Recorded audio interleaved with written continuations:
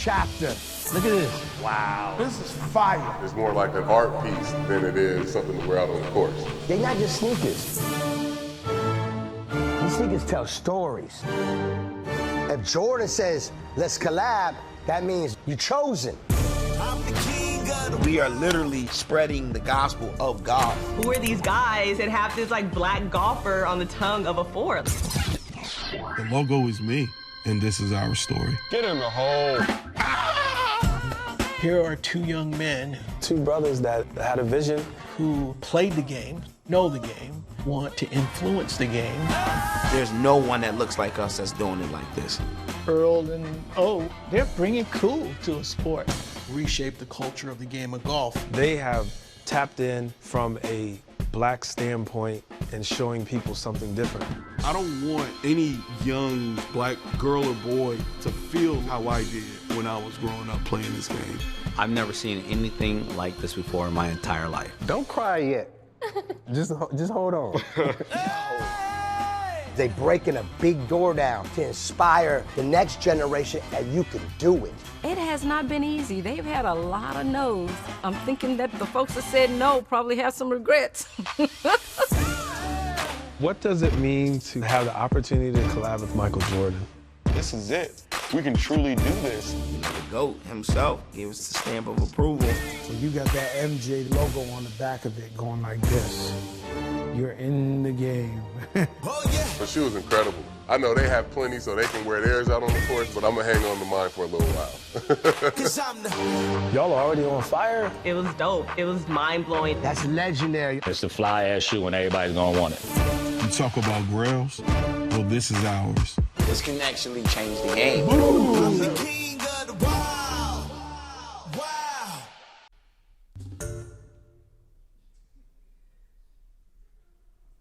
Once more, good morning.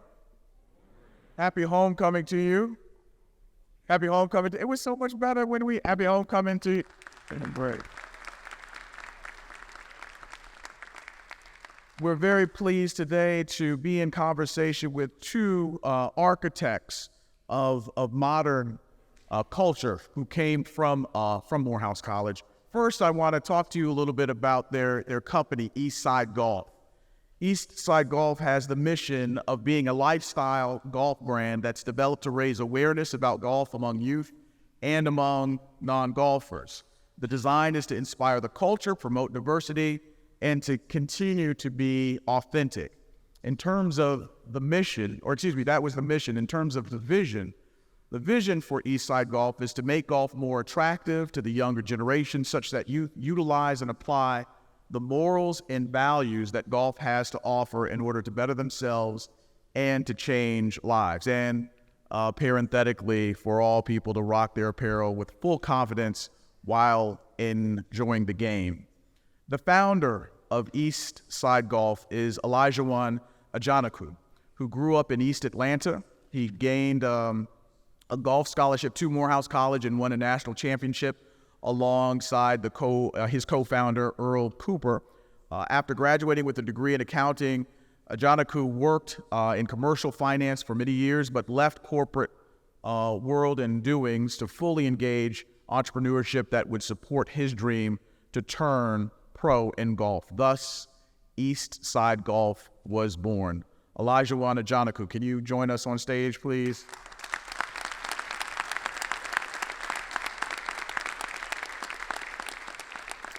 Eastside Golf's co-founder is Earl A. Cooper. He is a PGA professional ranked as one of the best young teachers in America by Golf Digest.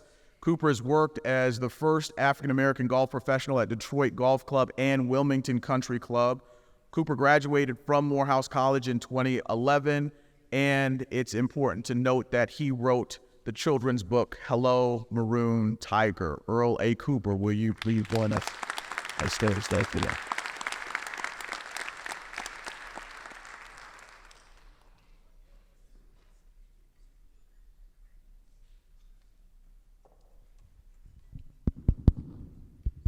Good morning.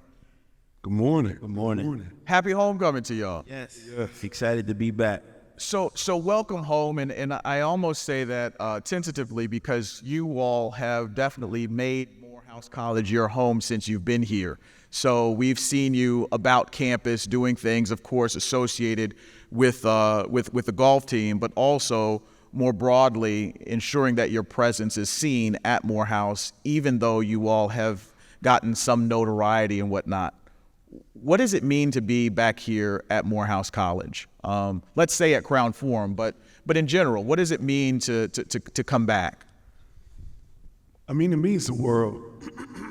I'm gonna be honest, I was in the background kind of getting emotional. Like, this is a dream come true for me. I mean, just to be here, because I remember being in these seats. I remember being exactly where you guys are. And it means so much because this school taught me, how important a black man actually is. So just to be here at Crown Forum and to have the opportunity to influence and inspire, everybody in here, all the young black men in here, that's what Crown Forum is about. At the end of the day, being more than, what you've ever dreamed, that's what, Morehouse wants you to be. So now this is a dream come true, bro, for sure. Yeah, wrap it up, please. I echo everything Olajuwon said. It was definitely a special moment, something I feel like Morehouse is something that we talk about literally every day.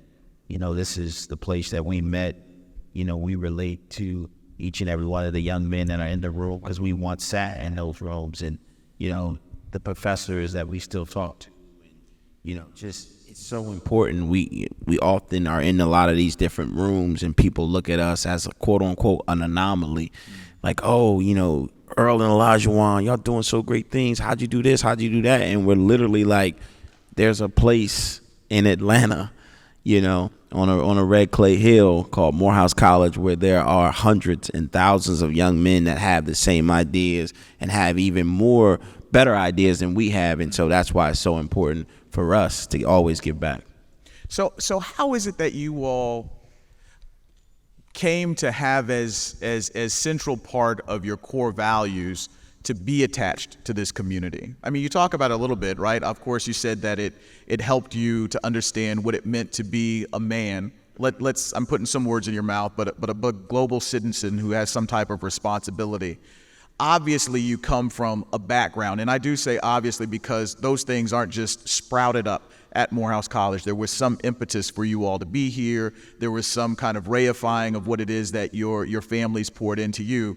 But why is it that you not go out of your way, but make it purposeful to integrate Morehouse College into your work in your daily lives? Honestly, to what Earl just said, it's so many young men here that I believe in, and that have even like better ideas than what we have. And we have so many corporations that come to us and say, how can you change my company? How can you, through a partnership or through marketing, and it starts with a base of the company. Yeah. But then the thing that they're not looking at is, where do you hire from? Some of these corporations aren't, looking in the right spaces. Yeah. But if we can put Morehouse on the map, or say Morehouse as many times till we red in the face, literally they will start coming here and start recruiting and start seeing new talent. And then their corporation will change just from us giving them this great place of Morehouse. I see it so often, even when I come on campus sometimes, just that drive, that grit, that determination. I can see it on so many faces here. It's the same face that I had when I was here. So, I just believe in these gentlemen so much. Like, I just want them to have an opportunity, even a better opportunity than what I had. So. Yeah, I agree. I think it's, when we were in school, Dr. Franklin was the president, and they had instituted the 5 wells, which I think is something that's timeless, being well-read, well-spoken, well-dressed, well-traveled, but overall being well-balanced. And that's something that we, again, tried to incorporate in our character, and we take that with us everywhere we go. And so when you have these moments that have shaped you, like there is no Earl, there is no O without Morehouse, right? So it's like it's in our DNA, like it's truly a part of us. And I've had experiences where I can remember graduating, not making a lot of money, and I was working at this golf course, and literally I'll just get straight to the point. People were talking about my attire, right? I wasn't up to snuff, right? It wasn't as presentable as it is today, right? And so in that moment, there was a Morehouse gentleman by the name of Charles Allen who was a member at that club, and I can remember knocking on my door one day on my off day, and he comes and he brings bags of clothes to me. And I'm like, what's this? And he's like, I was in the men's locker room and I heard people talking about your attire, and I want to make sure that I'm here to help you. And, the part that resonated me the most was the simple fact that he could have at least told me about it, but he actually came with a solution. And I felt like that's what Morehouse men do. And so to hear about it, but then to shortly be impacted by it, it's like I'm here and we're here to do that same sort of thing. So what do you say to folks who push back a little bit? So we see that you're firmly established within popular culture, the relationship with Jordan Brand, you being in Hulu, produced by Hannah Storm, you having everybody from DJ Khaled to Fat Joe to folks talking about how great you are, right? As the kids say, how lit you are. Right. So you have all that. But still, what do you say to folks who are like, but you all are just, it's good.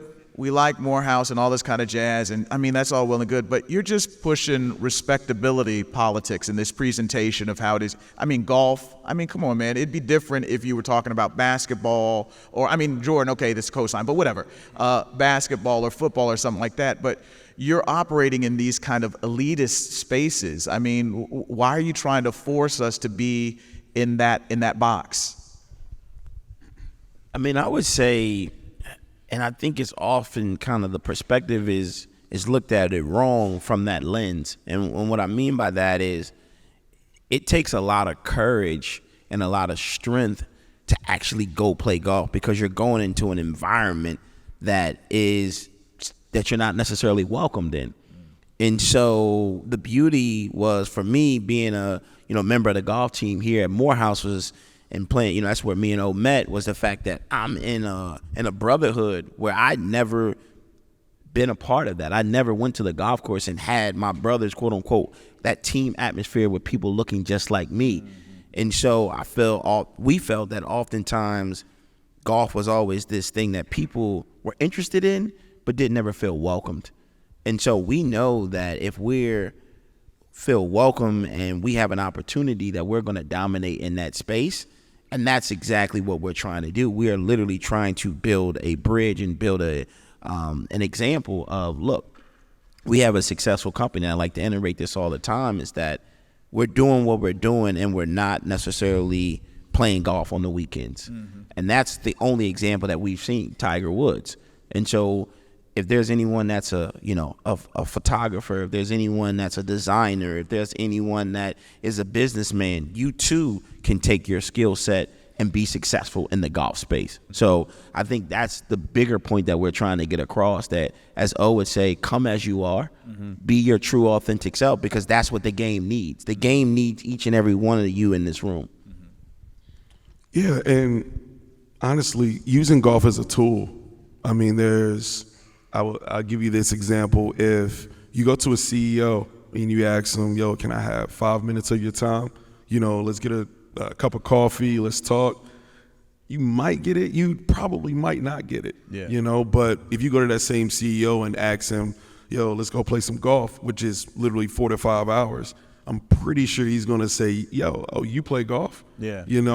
Let's go out there, build that relationship. From a relationship standpoint, it can definitely get you in rooms that you would have never thought you've been in. It'll get you around people just from you learning the game, and keeping up with, of course, a pace of play, of course. But at the end of the day, even golf, what it does to you internally, psychologically, it builds confidence. It teaches you hard work. You know, it teaches those morals and values that we learn at Morehouse. Golf teaches you that, actually, you know, so. So what would you all have said? I'm thinking about the meaning. I asked what it meant to be back at Morehouse College. I'm curious if you're aware, and I think you all are, if you're aware of what your meaning is to these brothers here, but also to the broader culture, because obviously, we've looked at how it is that you have some pop appeal, and we see that you stress this idea of authenticity and coming as you are. Your story is one of coming out the mud, right? I remember the J's that you had that had the red clay on the bottom and splattered along the sides and things like that, which really spoke to the stories that you all come from.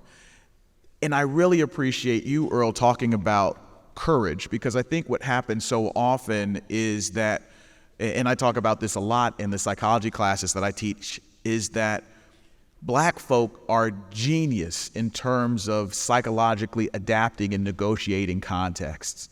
And it seems like you all have done this in brilliant affair. I mean, if you look at the extremes of who you are, and you perform yourself as being today with the leather Letterman jacket with the sky blue suit, you see what the contrast is, but you also see the complementarity of it.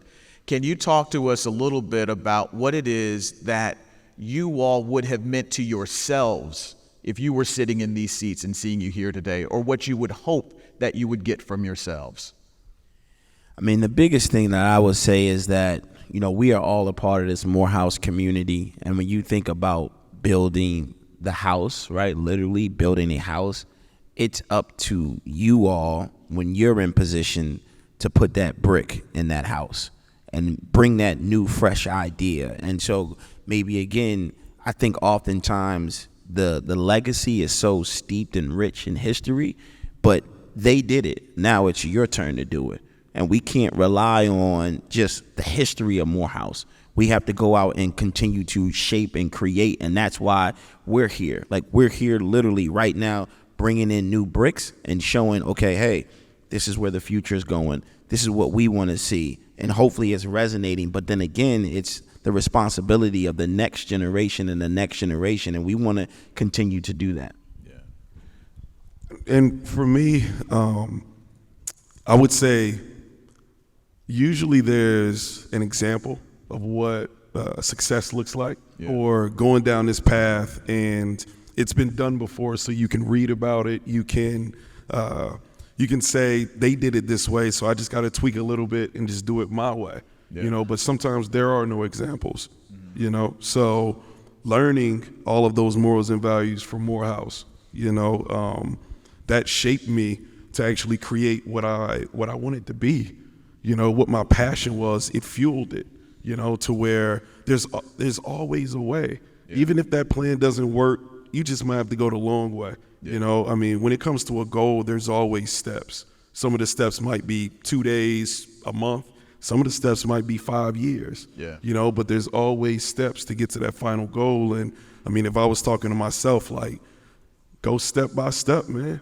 You know, that goal is always going to be there. You just have to be patient and enjoy the process and learn as much as you can. And, do as much as you can from every single job, no matter how small it is, how big it is. You know, you can learn and be successful at the end. That's your goal. So talk to me a little bit. I want to jump here, and then I do want to make sure that we open it up to students so that they can be in conversation with you. I want to jump from these pockets before we get there. Can you talk to me about how easy it was? Because I think that folks kind of look at you and they'll be like, oh man, this must have been real easy. They did finance and some business and they played golf and won national championships with Morehouse and all. Must have been kind of easy or whatnot. I want to hear about that.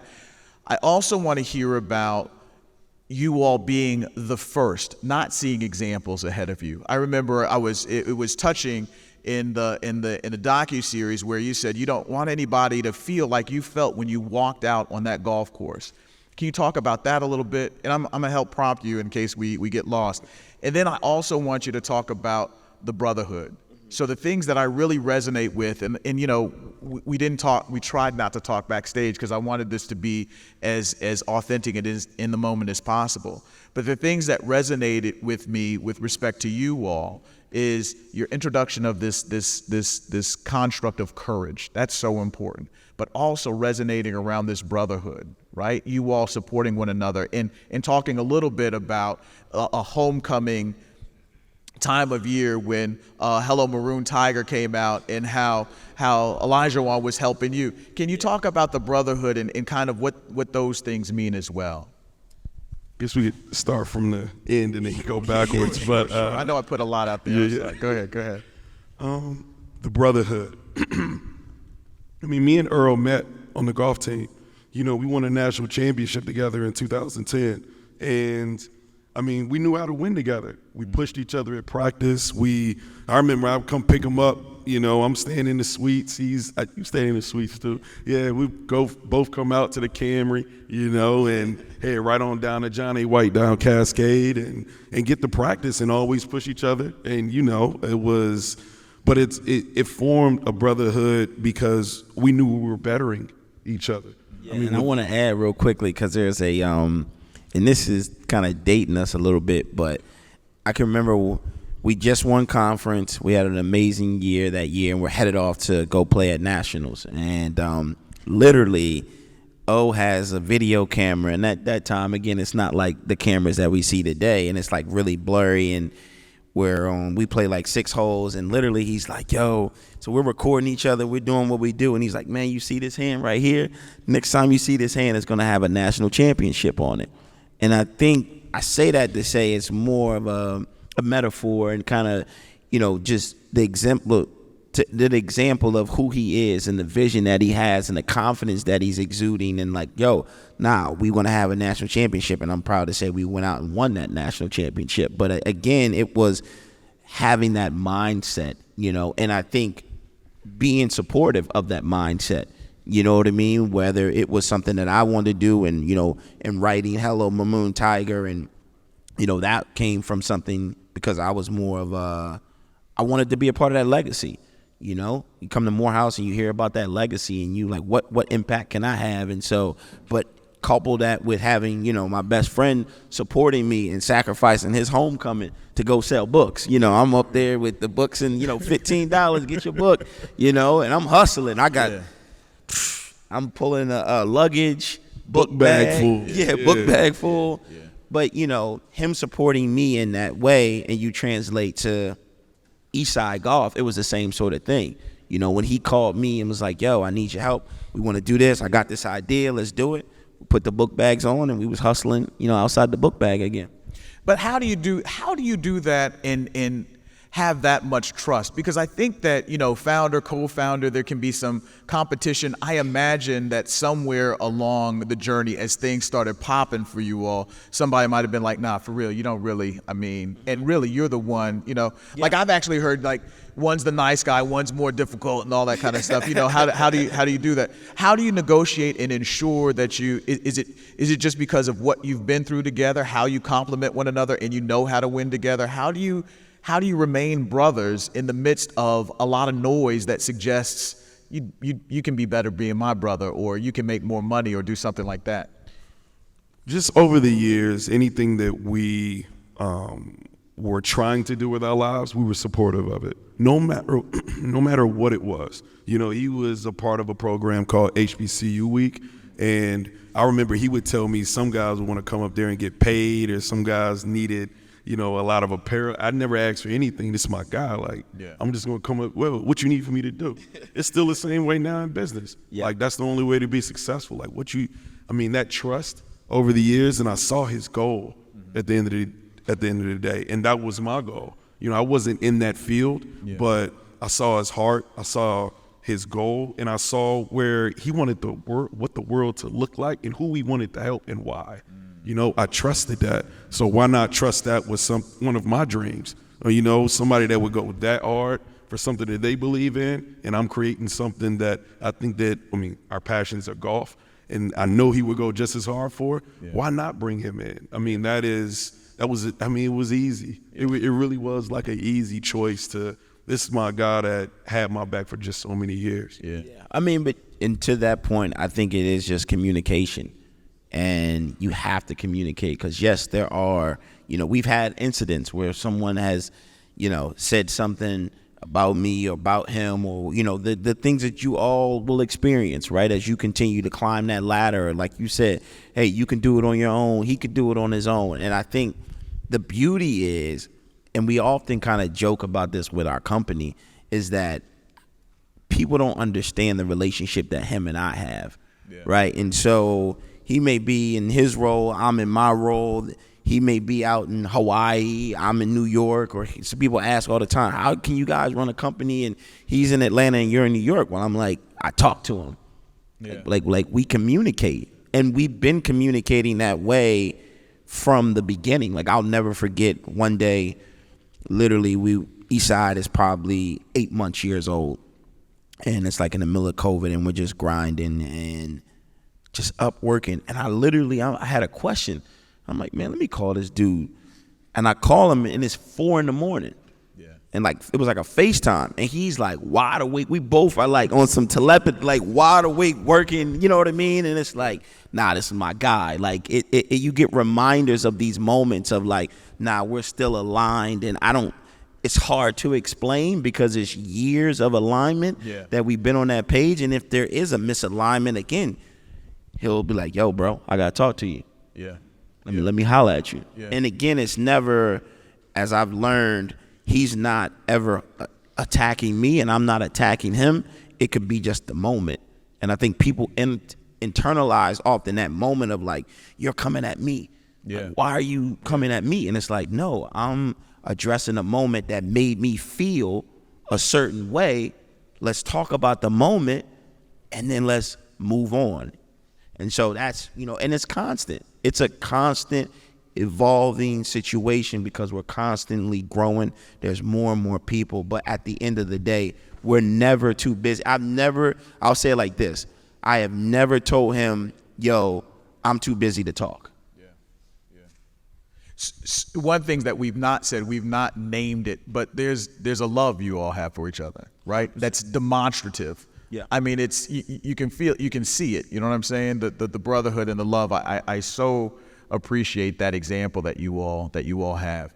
Now let's talk about real quick not real quick, but how easy it was. Because again, I mean, you're talking about you guys are in simpatico. You all won a national championship together. You guys worked in corporate for a little bit. Then you were like, let me go ahead and start my own company.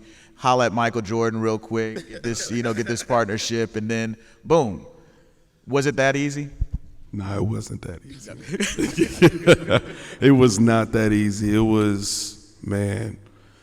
This will be the first time I actually tell this story. So when I started this company, I had an eviction notice on my door.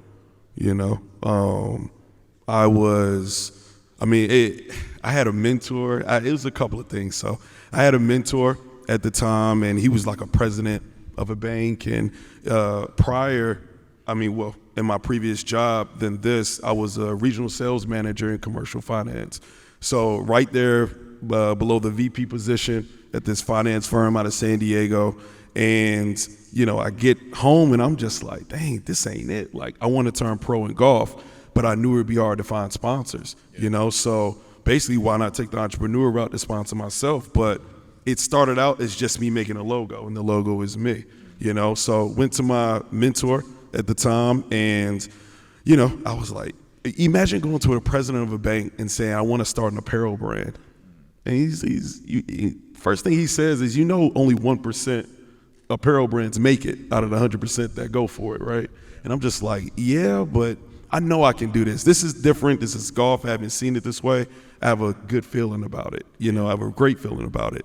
And he was just like, yeah, man, I mean, definitely understand, but, and then end up getting let go from my job, and he was just like, yeah, here's $1,200. Just go back home. Wow. I lived in Detroit at the time. And it was eye-opening. I ended up taking the money and buying inventory with it. You know what I'm saying? But it was tough because, I mean, I had no other choice, but Eastside Golf had to work. You know, I wanted to play golf so bad, and I still do. Like, I do everything I do now. I mean, this is a part of my job. This is a part of my story. But at the end of the day, I want to be on TV and be playing pro golf. You know, and it was tough that entire time with that eviction notice, because in the back of my mind, it's like, yeah, sheriff could come down here right now and take all of this, all the inventory that you see, Eastside Golf, everything, you know. And luckily it was during COVID. Don't y'all tell nobody. Luckily it was during COVID. A little rent protection going on. Yeah, a little rent protection. So, but at the end of the day, I felt something in my gut and went after my dreams. And it was the toughest thing I've ever had to do in my life, was to really just jump off the cliff and build a parachute on the way down. You know, I mean, so many scars, so many, you know, bowls of oatmeal, no haircut for almost a year and a half. You know what I'm saying? Like, this was, I mean, I put everything that I had into this, and it was scary. But if you truly believe and you know that there's a plan and that there's this solution that you have to fix the thing that you love, I mean, definitely just go do it, man. I mean, I cannot explain how important that is, just to run after your dreams, because you don't want to look 10 years down the road and be like, dang, I should have at least tried. Or I don't want to turn 50 and be like, dang, I should have at least tried. You know, so. Was it tricky to know what your dream was? And I ask that because I think that we live in a world so often that says, well, this is what you should be doing. This is like, just go corporate and you can stack paper or do whatever, or you're really good in philosophy, so just go do. I mean, was it difficult negotiating and navigating what it is that you really wanted to do and finding it? It wasn't, it transferred. Well, it like changed. I mean, I wanted to be a pro golfer so bad. This was the logo that I was going to put on my bag and my polo. And then kept on down the road, and it was just about me turning pro. But then as time went on, you know, the logo started to mean certain things to people, like, I mean, we're talking all people, white women, old white guys. We're talking all the way to Asia. I mean, they look at that and they're just like, I can be myself. You know, like, I can literally have jeans on, a sweatshirt, swing the club this way, and my Cuban link chain going the other way, and just play golf, a sport that literally looks nothing like that. That means I can truly be myself and be successful. Oh, wow. You know, it's eye-opening to so many people that see the logo, you know? So at the end of the day, it changed from being about me to I saw success when it started to be about everybody else. I like it. No, and I mean, it's a lot of sacrifices that were made along the way.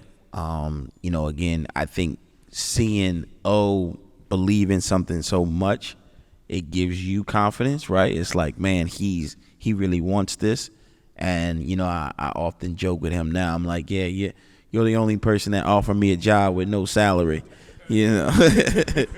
So everybody sees it now, but I'm like, you know, I so again, I was basically working full time for the company almost like a year and some change, and basically was doing 2 jobs and focusing on this one. And then I'll never forget, at that time I was working in the mayor's office, and I'd had an agreement. I'm like, look, man, this thing is taking off. I really can you give me a little bit of a runway? And he was gracious enough. But the deal that we had was, he's like, all right, look, you got to come to me and let me know, because I'm kind of really weaning in another direction. And so I'll never forget, we were in South Carolina, and this was like during COVID again. I jump on the Zoom and I'm talking to him. I'm like, it's here. Like, I got to tell the mayor if I'm coming back to the office or I'm doing Eastside. And it's like, nah, we're gonna keep going. And I told him that, so I burned out all of my PTO, you know, at that time. And it's like, and then again, like that, I had like 90 days. So that 91st day, I'm like, I got to pay bills, you know. But again, we were in that position. And so I say all that to say there are a ton of sacrifices that are going to be made. And to build something this big, you can't take the money early. You know, you really have to, as they say, again, it was buying inventory, putting it back in, and really putting your blood, sweat, and tears, as they say, in that equity, that sweat equity into something and going, and again, figuring it out. And I would also say it's important to pivot, as he said, right? Like, he started out with this, and then you learn, okay, that's not working. How can I do it better? How can I do it more efficient? Those were the things that I think we were just constantly trying to figure out a better way to tell the message. Mm-hmm. How are we reaching a new audience? And those sorts of things. And I'll tell people all the time, I don't know how people do it on their own. I really don't. Because this world is like a wrestling match, right? And we often look at it, it's like, tag team partners. You may be getting killed in the ring, and all I'm trying to do is just get to the corner. Yeah. And I'm just, tap. You in now. You know what I mean? And because he's watching it too. It's not like he's just, out there. He's like, man, I see you working. I'm like, yeah, you're human. So, and there's some days you just like, I need a break. Because you're going that hard. But to have, again, someone in your corner and knowing that all you got to do is tap their hand, and they coming in that ring with a full steam ahead, and they coming in there fighting, it's no better feeling in the world. Yeah, I dig it. Let me ask if there are folks in the audience who might have questions, if they want to come up and get onto either mic. We got about 10 minutes for some questions, so please make sure they're questions. Please don't ask for anything. All right? Be supportive. And we'll start right over here, brother. Good morning. My name is Dylan Legend. I'm a freshman political Speak science. into the mic and up just a little bit for us, please. Okay. Yeah, there you go.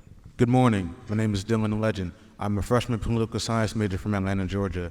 And I want to start off by thanking you both for coming out today. Hearing your story this morning was definitely an interesting perspective to hear, and I certainly appreciate it. My question has to do with fulfillment and purpose.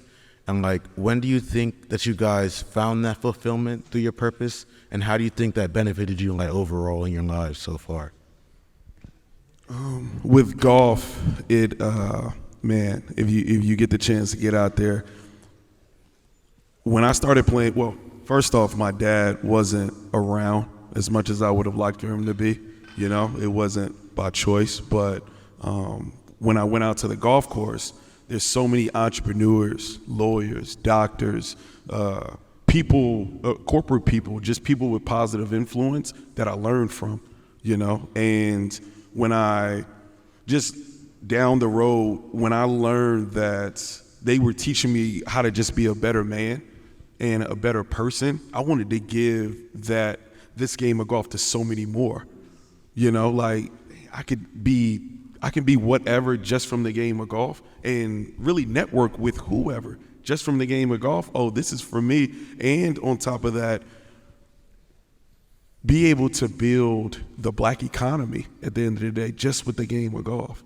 I mean, your network is your net worth. I mean, I'm pretty sure you heard that, but that's where, it starts with golf. That's why I want to give so much back to it.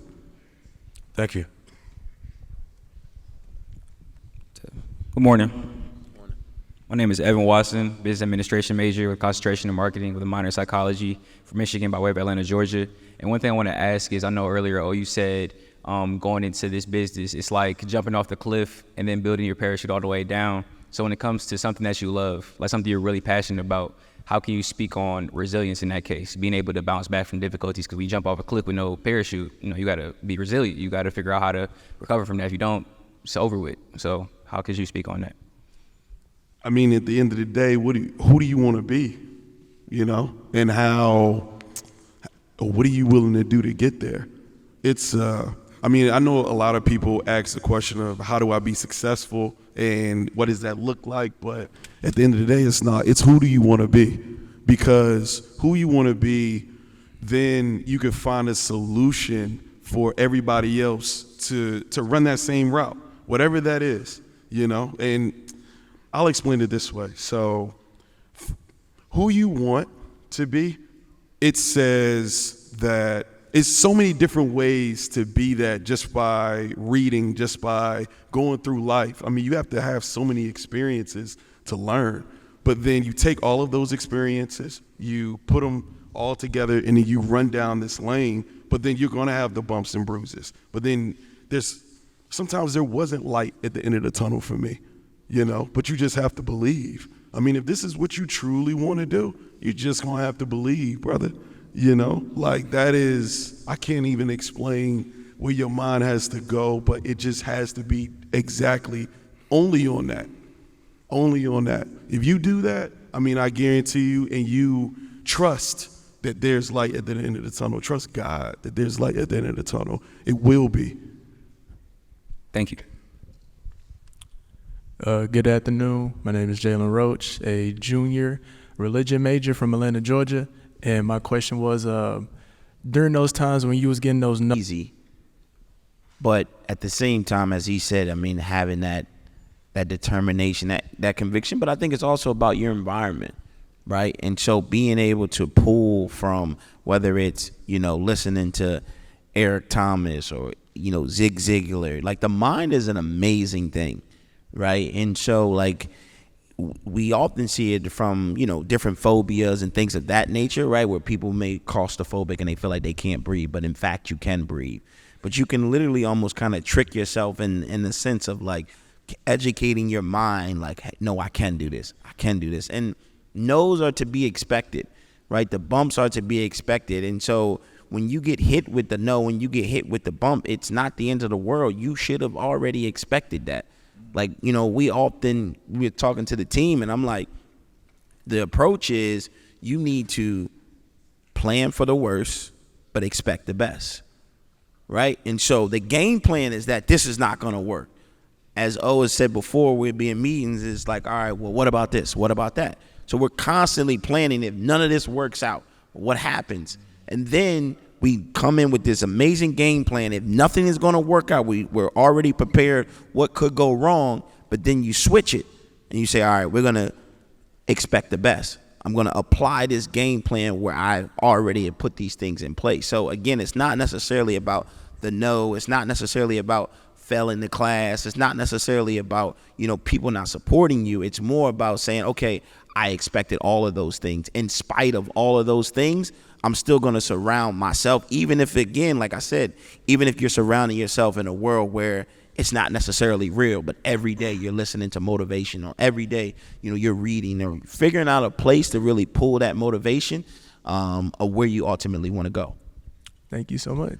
I'm going to make these the last two questions online, and then you can come offline and be in conversation with them, okay? Just for the sake of programming. So, brother, right here and right here, this will be the last two questions, okay? Thank you. All right. Good morning. I am Nadav David Mitchell, a sophomore kinesiology major, economics minor from Brooklyn, New York. I currently serve as an executive board intern for the Morehouse Sports Business Association that started this year. Speak into the mic a little bit more. Okay, got you. So I have a two-part question. My first question is, what is your advice of not only building but maintaining a large network of relationships, and also how to establish a legacy for the future students in the AUC wanting to work in the sports industry? I heard the first part, the legacy, and building a relationship. I can mention to that. I mean, that was something that was really important to me, building a network and building a relationship. And one of the biggest things was understanding to not ask somebody for something every time you reach out to them. So it's like if we were to, you know, give you our email or our phone number, the first thing, you don't approach it from a place of like, yo, well, can I get one of those sweaters or can I get one of those J's? It's more of, hey, this is what I got going on. You know, how are you doing? Learning more, doing your research. And one of the things that I used to do, honestly, is I used to send almost like a quarterly update newsletter, but I didn't expect a response. Again, kind of planning for the worst. So I would send this thing out to maybe 100 people once a quarter, and it would be maybe 2 paragraphs.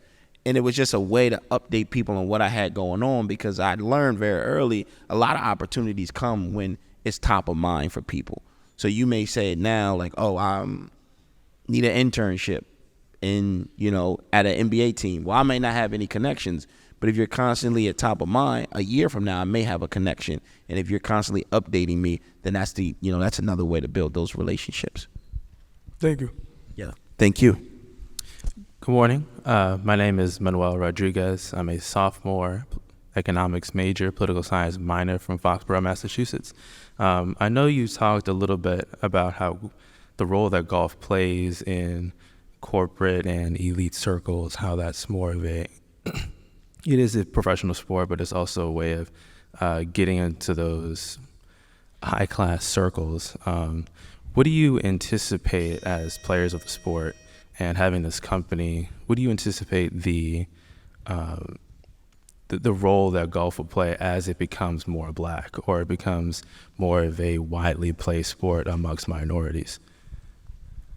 Yeah, I feel the role that golf will play for diverse people, black people, is bringing more people together from all walks of life. But then there's so many businesses that don't even know that they could do business with each other because they've never met. You know, I mean, usually you'll think about a networking event that you can go to or a happy hour that you go to. You can only have so many cigars and drink so many tequilas. You know what I'm saying? Like, but I should have said that. But you can only have so many networking events. How can I spend, rather than just 15 minutes with this person, a round of golf actually gives you that relationship and potentially a friend for life? You know, I mean.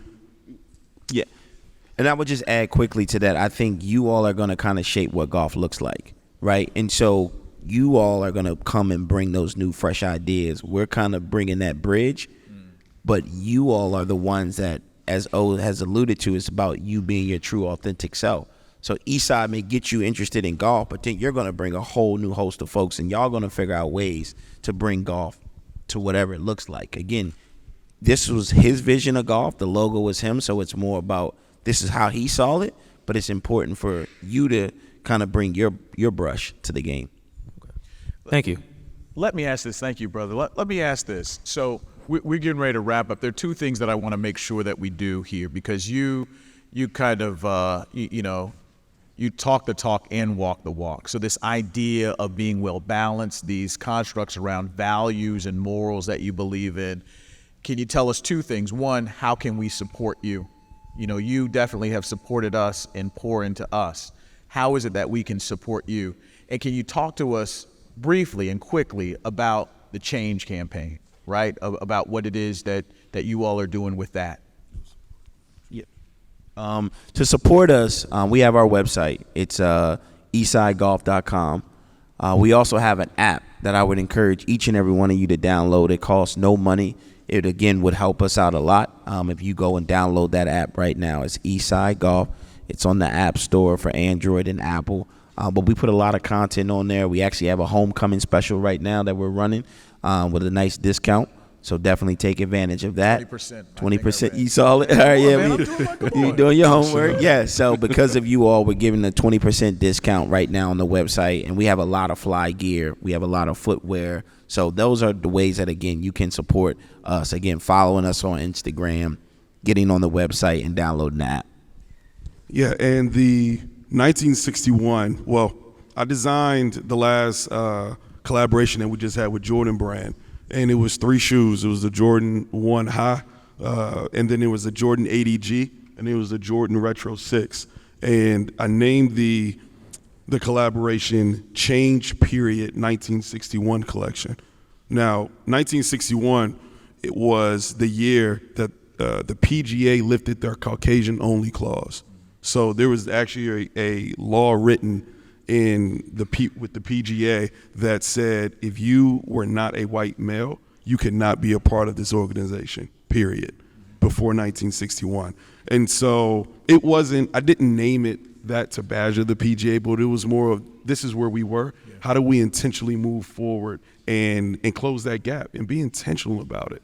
But it's for golfers that didn't have a chance. Ted Rhodes, Bill Spiller, Lee Elder, Charlie Sifford, all of these guys they went through so much on the golf course that is never talked about, that is in history but really never explained to a T, because then so many people would see the importance of this game. They would see what they were truly trying to do and trying to set that example for the next generation that was coming after, but they weren't given the chance to, So they had to do things such as caddy. They had to do things such as, and that's up until 1983 up in Augusta. But, even just taking it a step further, 1955, there's a golf course on the west side called Alfred Tubb Homes. And in 1955, Alfred Tubb Homes actually went to the Supreme Court And there was a ruling that he actually got black people to play golf legally in Georgia. So before 1955, if you were black, you could not play golf, period, in the state of Georgia. So there was a golf course on Alfred Tubb Homes on the west side. It just tells history. All of these things and all of these ways that golf shape you, and even the history of it, will inspire you. It'll show you that you can do anything, and that this game was just one of the most hardest things to break into, and that if you could do it with this, you could do it with anything. Elijah One, Earl, thank you so much for your example. Thank you. Thank you. But as importantly, thank you for your work, and thank you for committing yourself to making a change and making a difference. So thank you so much. One more round of applause, please. Appreciate y'all. Thank you. So if you all could stand up, join hands, we'll begin in the singing of the hymn before we depart.